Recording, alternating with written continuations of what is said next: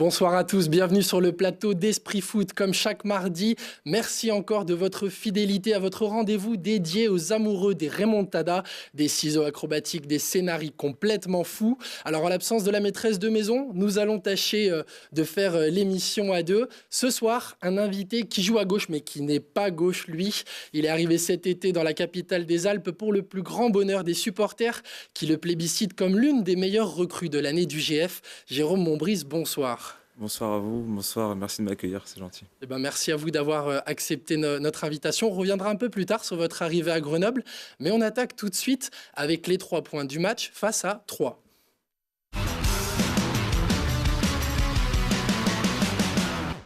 Alors, le premier point qu'on a retenu pour ce match, Jérôme, c'est un peu la leçon tactique, ou plutôt la tactique défensive qui a réussi pour 3, ce 5-3-2 justement, défensivement qui était très bien en place. Alors, ils ont eu un petit creux après l'égalisation, mais c'est vrai que globalement, c'est une équipe qui joue bien à 3.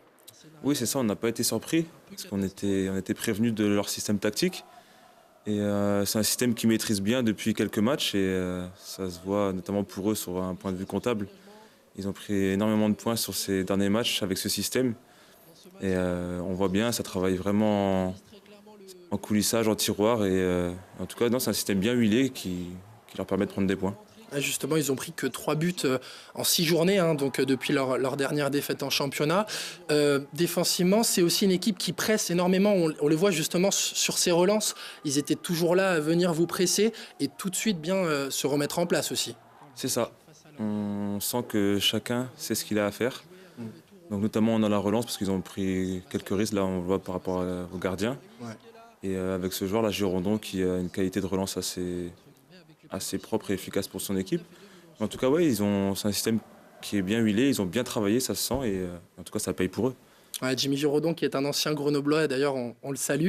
Alors un autre Grenoblois qui a brillé pendant ce match-là, c'est Lagdar Boussa qui a quand même bien réussi son entrée. Ça lui fait du bien aussi de marquer un but à Lagdar. Ah ouais, franchement, il le mérite parce que ces dernières semaines à l'entraînement, il était vraiment en forme. Ouais.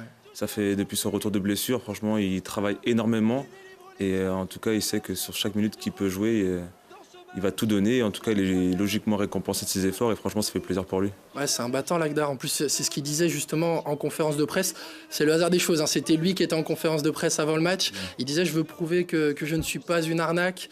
Lui qui avait marqué son dernier but en janvier 2018. C'est dur pour un buteur, c'est long, une sécheresse comme ça. C'est sûr, en tout cas, il a dû beaucoup cogiter. Après, il y a des petits pépins physiques. Mais en tout cas, il a bien bossé, il est revenu très fort. Et moi, pour l'avoir connu et joué contre lui de nombreuses fois, j'ai toujours su et j'ai toujours vu qu'il avait des qualités de buteur et de finition. Et en tout cas, il a pu le montrer sur son temps de jeu ce week-end.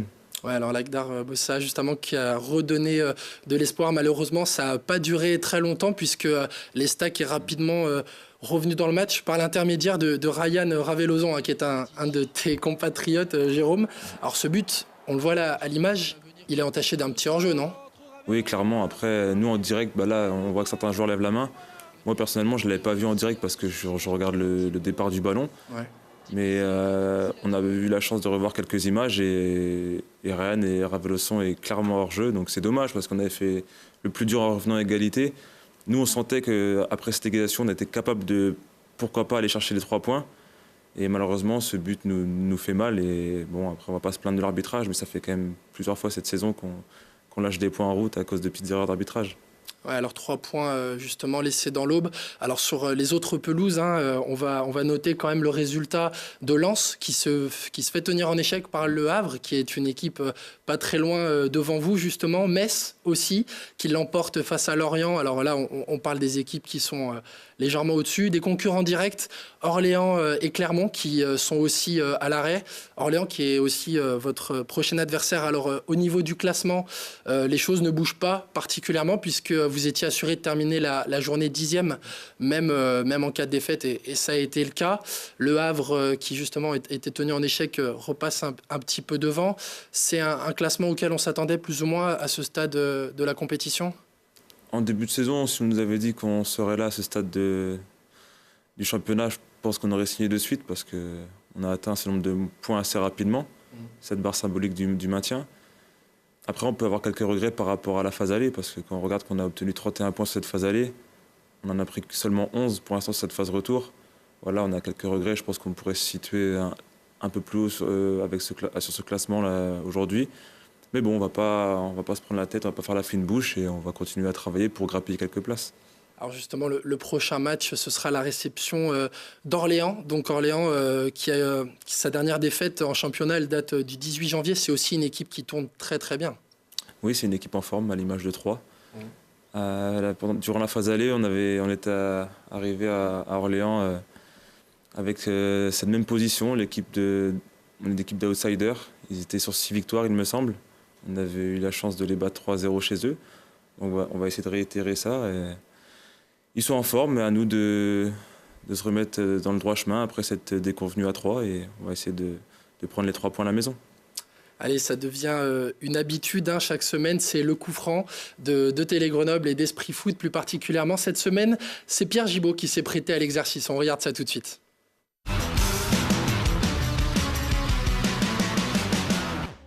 Salut, c'est Pierre Gibaud pour Coup franc. Dans le foot, bon, c'est peut-être pas un coup de foot, mais voilà, ma rencontre avec Jérôme Montbrice cette année. Voilà, on s'est très vite rapprochés, on a une relation très particulière tous les deux. Donc voilà, je sais qu'il est en plateau, donc voilà, c'est mon petit coup de foudre de l'année. Quand j'étais au Red Star, contre Épinal, je me rappelle, c'était en national, j'ai mis un doublé de la tête en 15-20 minutes. Et voilà, 2 buts similaires sur coup franc. Donc voilà, je pense que c'est mon coup de boule de ma carrière où je mets doublé de la tête. Coup de sang, coup de sang, j'en ai eu un, c'était contre Bourg-en-Bresse il y a 2 ou 3 ans. Où il me semble qu'il y avait match nul, il restait 3-4 minutes et il y a une contre-attaque pour eux et je mets une balayette à un joueur, j'étais frustré, on venait de perdre la balle de mon côté, j'étais frustré. Un coup de sang que j'aurais peut-être dû réfléchir et laisser partir le joueur, sachant que je pense que c'était peut-être Lagdar qui était devant, donc il n'y aurait peut-être pas eu but. Didier Deschamps. Non, coup de fil, celui du coach au mois d'août, coach Hinsberger, où on a discuté sur ma probable arrivée au GF38 et puis comme on se connaissait déjà, voilà, je pense que c'est ça qui a fait accélérer les choses, ce coup de téléphone au mois d'août. Peut-être les gens se disent que je rate mes touches souvent, mais voilà, je fais exprès de rater les touches pour gagner un peu de temps, donc avec les mains, c'est la seule chose que je peux dire.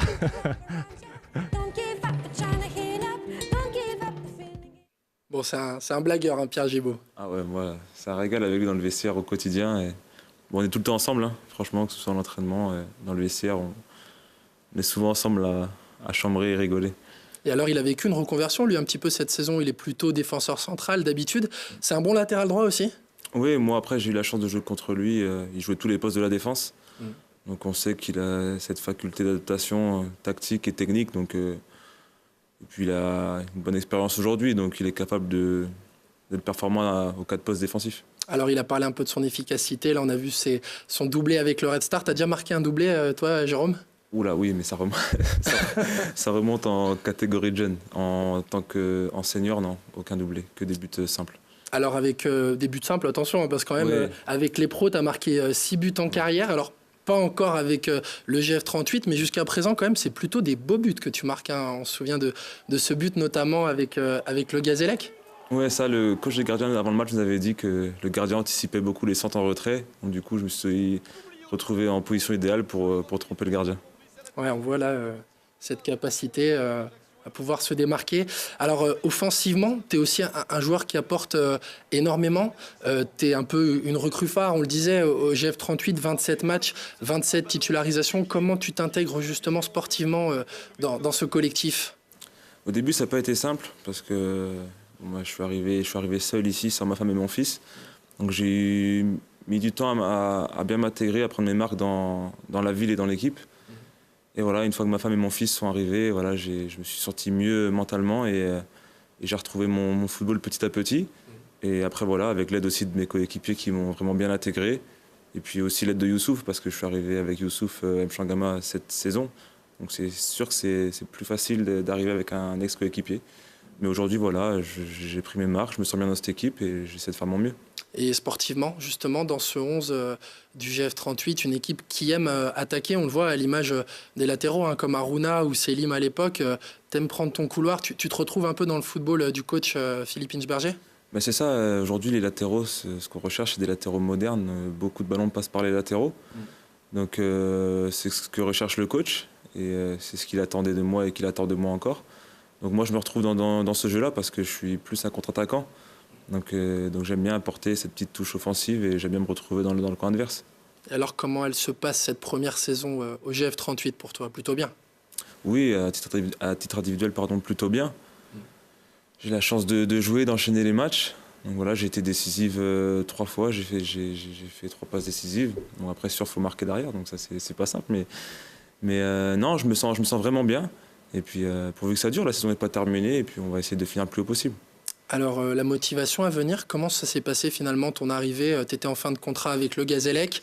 Les relations se sont tissées par quel biais? Comment tu es venu à arriver à Grenoble en fait? J'avais, de par mon agent, eu quelques contacts avec l'ancien coach et Max Marty. Et donc voilà, à distance, je suivais ce que faisait Grenoble. Donc je croisais les doigts pour qu'il monte, bien sûr. Et dès lors que la montée a été acquise, ils m'ont directement contacté. J'ai eu Max Marty directement au téléphone. Et puis ça s'est fait très rapidement. Il me semble qu'une conversation, voilà, ça s'est fait. Je lui ai donné mon accord de suite. Puis voilà, après on n'a pas trop traîné et je me suis engagé assez rapidement. Alors justement, tu étais un joueur quand même qui avait de l'expérience quand même déjà de la Ligue 2. Ça t'a pas fait peur de venir chez un promu? Non, même pas, parce que j'ai eu d'autres projets qui étaient intéressants aussi. Mais voilà, j'ai vraiment été attiré par ce projet-là, un club qui remontait, qui retrouvait le monde professionnel. Et voilà, un club sain surtout, parce que voilà, c'est vraiment ce que je voulais, c'était retrouver du calme sportif. Et voilà, c'est ce que je suis venu rechercher ici. Et puis aujourd'hui, je ne regrette pas. C'est ce que tu as trouvé aussi, j'imagine, un stade, une enceinte, un public aussi qui est quand même derrière vous à chaque match et qui vous pousse? Ah oui, ça aide franchement, que ce soit à domicile ou à l'extérieur. Quand on parle de l'appui du 12e homme, franchement, avec ce club, c'est quelque chose qui n'est pas négligeable du tout. Ils nous ont aidés, ils nous aident encore. Et il y a des matchs où c'est grâce à eux qu'on a ramené le maximum de points. Alors, on le disait, tu as presque 200 matchs en Ligue 2, tu arriveras bientôt aux 200 matchs. C'est un vestiaire un peu hybride aussi que tu as trouvé à Grenoble, entre amateurisme, monde professionnel qui se reconstruisait aussi. Comment on s'intègre dans un vestiaire comme ça et comment trouver sa place aussi parmi des hommes qui ont vécu des choses ensemble? Très clairement, l'adaptation a été très simple parce que j'ai trouvé une ambiance dans le groupe vraiment top. Les joueurs, ce sont des joueurs simples, justement qui mettent du monde amateur. Donc moi, c'est le milieu par lequel je suis arrivé. J'ai signé pro assez tard, à 25 ans. Donc j'ai fait toutes mes classes dans le monde amateur. Donc j'ai vraiment retrouvé les valeurs dans lesquelles moi j'ai grandi et je me suis forgé. Donc ça a été vraiment simple. Et aujourd'hui, voilà, ma place, elle s'est faite toute seule parce que notre intégration a été vraiment facile, quoi. Alors, tu as un concurrent aussi à ton poste qui est un historique du GF38, Selim Mengriba, qui lui aussi vient du monde amateur. Comment se passe votre relation tous les deux? Il y a une concurrence tous les week-ends pour avoir une place. Lui, il disait que c'était plutôt une relation saine. Ah oui, franchement, il ne peut pas avoir plus ça comme relation. Parce que Selim, ça a accroché tout de suite. Franchement, dans le vestiaire, c'est une des personnes avec qui je m'entends le mieux. Et en tout cas, voilà, on s'aide. Lui, il a ce côté plus défenseur, plus rugueux, plus agressif, donc il me donne des conseils. Et puis moi, dès que je peux l'aider aussi, dès qu'on peut se donner quelques conseils pour progresser, parce qu'il n'y a pas d'âge pour progresser. Donc non, franchement, au niveau de la relation avec CC, elle est vraiment bien. Alors tu parles justement d'une bonne ambiance dans ce vestiaire. Alors il y a une variable qui revient toujours quand on parle de toi, c'est que tu aimes mettre l'ambiance. On s'en souvient quand on avait fait ton coup franc, on avait vu ça. Chaque ocean. J'ai attrapé un coup de soleil, un coup d'amour, un coup de je t'aime, je sais pas comment. Ah bah ça, t'aimes la chanson, hein? Ouais, moi je chante tout le temps. Franchement, à la maison, avec ma femme, j'adore ça et toujours de la musique et j'aime bien chanter, ouais. Ça compte, une bonne ambiance dans un vestiaire pour faire une bonne saison aussi? Oui, c'est important. Franchement, comme je vous le dis, je me répète, il y a des points qu'on va chercher grâce à cette ambiance. Parce qu'un groupe où c'est tendu, les joueurs sur le terrain, ça va se ressentir, on va pas se battre pour le copain. Alors que là, quand dans le vestiaire ça se passe bien, sur le terrain on a qu'une envie, c'est se battre pour son coéquipier. Donc non, c'est que bénéfique, une bonne ambiance. Et comment elle était cette ambiance dans ce vestiaire quand vous avez eu un petit peu un passage à vide, on va le dire, au courant de l'hiver? On n'a pas lâché parce que ce qui est contradictoire et paradoxal, c'est que les prestations n'étaient pas mauvaises. Quand je prends ce match de Coupe de France contre Strasbourg, on n'a pas été ridicule, on perd. Le premier match de janvier, on fait un match nul contre Le Havre, on rate ce penalty. Contre le Gazélec, on se prend un penalty un peu litigieux. Donc les copies rendues n'étaient pas trop mauvaises. Donc on a continué à bosser et puis renforcer nos points forts et nos qualités parce qu'on savait que ça allait tourner. Donc même dans une spirale négative, on arrive à rester motivé dans le groupe, à se soutenir les uns les autres et à continuer d'aller de l'avant. Oui, il faut, parce que quand on remarque que sur la première partie de saison, on a ramené 31 points, c'est pas le fruit du hasard, c'est qu'on l'a fait ensemble. Donc voilà, il y a eu quelques éléments qui ont fait il y a eu beaucoup de blessures, même si on ne se cache pas derrière ça. Mais en tout cas, on essaye de trouver le positif dans la défaite pour rester la tête hors de l'eau. Et alors là, la dynamique, justement, elle est repartie grâce à une victoire face au Red Star. Il y a eu un petit temps d'arrêt, on va le dire, face à 3. L'objectif, c'est de repartir maintenant. Oui, c'est ça. Comme a dit le coach, il reste 4 matchs à domicile jusqu'à la fin de saison. Donc on va tâcher de faire le plein à la maison pour les supporters. C'est important. On leur a offert le maintien assez rapide. Donc là, on a envie de leur faire plaisir sur ces 4 derniers matchs à la maison. Il y a encore des confrontations directes contre les équipes qui sont devant. On continue à rêver, si mathématiquement, de se placer dans les 5. Après, aujourd'hui, en tout cas, je parle pour moi. On va essayer de grappiller le maximum de places possible. Là, on est 10e. Donc l'objectif, c'est de ne pas descendre sous cette 10e place. Et comme vous l'avez dit, il y a des confrontations directes. Donc on va essayer d'aller chipper quelques points pour passer devant ces équipes devant nous. Et quand on voit ce dont a été capable le GF38 dès cette saison, avec encore, on le répète, une équipe qui était en CFA il n'y a pas si longtemps que ça donne des idées pour l'année prochaine. Pourquoi pas rêver de Ligue 1 ? Toi, tu n'es pas passé bien loin avec Le Havre, on s'en souvient. Oui, c'est ça, ouais. On avait raté la montée à un but. Et c'était le coach Hinsberger qui était monté avec Metz. Mais bon, ça, je ne vais pas lui dire, il va encore s'enflammer. Mais non, il y a des confrontations directes, on a un effectif de qualité, donc on va essayer de se jauger encore une fois de plus face à ces grosses écuries du championnat, qui elles sont habituées à ce niveau. Et puis nous, on va tranquillement préparer la saison prochaine, même si on sait que le groupe de joueurs va bouger sur cette fin de saison par rapport à la saison prochaine. Vous aviez quand même montré des qualités face aux grandes équipes de ce championnat. On se souvient du match nul à Lens. Alors quand vous allez les recevoir aussi, ce sera l'occasion de montrer que le GF38 est une équipe qui n'a pas volé sa place. C'est ça, on va essayer de bien les recevoir parce que face au top 8, on va dire, on n'a pas pris beaucoup de points alors qu'on n'a pas été forcément inférieur à ces équipes-là. Tout à fait. Donc on va essayer de corriger ça sur cette fin de saison et puis et montrer qu'on n'a pas volé notre place dans ce championnat. Alors Jérôme, toi, on le disait, tu es un joueur qui est quand même assez offensif. Il t'arrive quand même parfois de faire des tacles. Cette fois, c'est ton tour de te prendre un tacle. Salut Jérôme, bon, je t'ai vu ce matin, mais voilà, je pense que tu as dû entendre la rubrique coup franc tout à l'heure. Et quand j'ai parlé de mon coup de foudre, je voulais savoir, tu peux le dire devant tout le monde, mais je voulais savoir si c'était réciproque. Ah, il est timide, hein. Il est timide, on le sent. Ouais. Oui, comme j'ai dit tout à l'heure, franchement, Pierre, c'est une belle rencontre. Franchement, c'est un beau coup de foudre amical. Ça a tout de suite accroché. Et même, on se retrouve beaucoup aussi dans notre jeu, dans notre football. Mais en dehors, c'est sûr qu'on n'est pas les derniers à chambrer et puis à faire des blagues sur les autres. C'est important, la complicité aussi en dehors du terrain, pas que sur le terrain, on en parlait. Oui, c'est important de créer des liens autres que footballistiques. Parce que moi, je sais qu'en dehors, j'aime bien être proche de mes amis, ma famille. Donc c'est important aussi de sortir un peu du cadre du vestiaire et de vraiment tisser des liens plus affinés avec des joueurs. Ouais, dans la vie de tous les jours aussi, puisqu'on le rappelle, vous n'êtes pas que des joueurs de foot, vous avez aussi des vies, des rapports humains à entretenir. C'est ça. Et ben voilà, ça y est, on arrive déjà au terme de cette émission. Si vous voulez en savoir un petit peu plus sur Jérôme Mombris et notamment son expérience à l'international, on se retrouve tout de suite dans les arts et dieux sur télégrenoble.net. Et n'oubliez pas, ce mardi à 21h15, revivez le match du GF38 à 3 sur Télégrenoble. Je vous souhaite une bonne soirée à tous.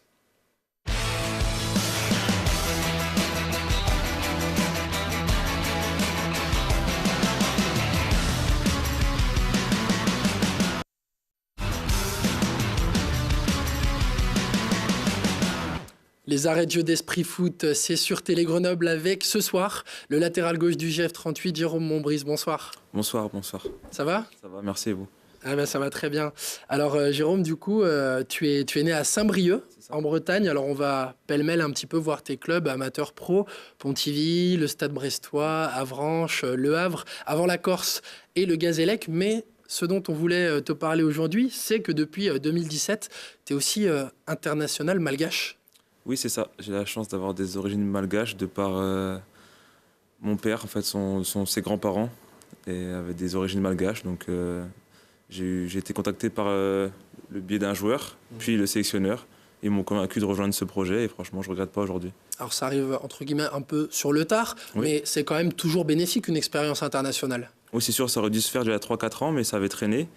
Et donc là, le coach a décidé de faire appel à beaucoup d'expatriés. Et donc il a monté une équipe en place pour nous qualifier pour la Coupe d'Afrique. Et aujourd'hui, on a eu la chance de nous qualifier. Donc on va disputer la Coupe d'Afrique en juin prochain en Égypte. Alors on va y revenir tout de suite, mais ça change un peu le quotidien aussi finalement de devenir joueur international. On a à la fois une vie en club, en professionnel, avec des échéances tous les week-ends, toute la semaine, et puis aussi des voyages, faut le dire, Ça, pour ouais. aller jouer en Afrique ou un peu partout finalement. C'est ça, ça fait une bouffée d'air frais, une coupure avec le quotidien de la Ligue 2 et de Grenoble. Donc c'est sûr que c'est dur pour ma femme, parce que je pars une semaine, voire 10 jours complets. Ouais. Donc c'est pas simple pour elle, mais pour nous, joueurs, ça fait du bien. On retrouve un autre effectif, un autre niveau aussi, parce que le niveau est différent. Et en tout cas, ça fait du bien de passer à autre chose, et puis aussi de voyager, parce qu'on va pas se cacher, ça permet aussi de faire de beaux voyages. Alors avant d'évoquer justement cette première qualification historique en Coupe d'Afrique des Nations pour Madagascar, on a trouvé quelqu'un qui voulait te passer un petit message. Bonjour Jérôme, ce message pour te dire de ne pas te blesser d'ici la fin de saison, à 8 matchs de la fin je crois, et à 11 points du podium, ça me paraît difficile. Voilà, tu as une échéance hyper importante en juin, n'oublie pas, très importante. Voilà, avec un peu moins de plaisanterie, je te souhaite la meilleure fin de saison possible. Je sais qu'elle sera de grande qualité comme le reste de la saison et de ta carrière finalement. Voyant tous les matchs ou quasiment, je sais que tu es une valeur sûre. Un petit message et un petit bonjour à Fabien. J'espère qu'il est en train de se rétablir et un message d'amitié aussi à Francis que j'ai connu et que je reverrai peut-être bientôt. Voilà, donc bonne chance pour la fin de saison et je te dis à bientôt, 31 mai. Bon, c'est un bon sélectionneur, c'est un gentil message ça de la part de Nicolas Dupuis. Oui, c'est gentil. Voilà, c'est aussi une des personnes qui m'a convaincu de rejoindre l'équipe. Parce qu'au début, c'était pas gagné. Mais en tout cas, aujourd'hui, je regrette vraiment pas. Et puis, ça se passe vraiment bien à chaque fois que j'ai affaire à ce coach. Donc, non, franchement, il fait du bon boulot. Et puis, il a réussi à nous qualifier. Maintenant, on va essayer de figurer au mieux dans cette compétition. Alors justement, vous en parlez, vous avez fixé des objectifs. C'est déjà incroyable d'être arrivé à ce stade-là. C'est quoi? On sort des poules, on essaye de gagner un match. Vous avez fixé un objectif? Même si ça va être compliqué parce qu'on est dans le chapeau 4. Donc le tirage au sort aura lieu le 12 avril. Ouais. Ouais, c'est ça. Donc c'est sûr qu'on va tomber dans une poule difficile. Mais voilà, on sait que sur un match, tout est possible. On a vu que même si on a perdu 2-0 au retour contre le Sénégal, on a fait match nul à l'aller. Donc on sait que sur un match, tout est possible. Donc on va tout faire pour sortir des poules. Et puis après, ce sera que du bonus. Alors, qu'est-ce que ça fait finalement d'atteindre ce niveau-là, de savoir qu'on est international, qu'on va aller en Égypte pour cette Coupe d'Afrique des Nations, justement, tu parlais du Sénégal, il y avait Sadio Mané, tu as joué contre ces joueurs-là, c'est assez dingue finalement. Ah ouais, franchement, c'est incroyable. Quand j'étais jeune, je regardais toujours la Coupe d'Afrique à la télé. Je voyais les Drogba, Yaya Touré et compagnie. Là, de me dire que je vais potentiellement la faire en juin prochain, c'est que du bonheur. Là, j'ai la chance de jouer contre des grands joueurs comme Sadio Mané ou Adebayor en match amical. Donc voilà, j'espère jouer contre Salah, pourquoi pas en poule, pardon. Mais en tout cas, non, ce sera que du bonus et que du bonheur. Eh ben, très bien, on suivra ça attentivement. On sait que tu pourras aussi jouer éventuellement contre des Grenoblois. On le dit, il y a Aruna Boudemba et Ibrahima Koulibaly qui sont sélectionnables pour la Mauritanie. On leur souhaite aussi d'aller jusque-là, sans se blesser, en finissant bien le championnat. On va suivre ça attentivement, le tirage le 12 avril. Et puis aussi cet été, la Coupe d'Afrique des Nations. Merci à tous de nous avoir suivis. C'était les arrêts de jeu d'Esprit Foot et à la semaine prochaine sur Télé Grenoble.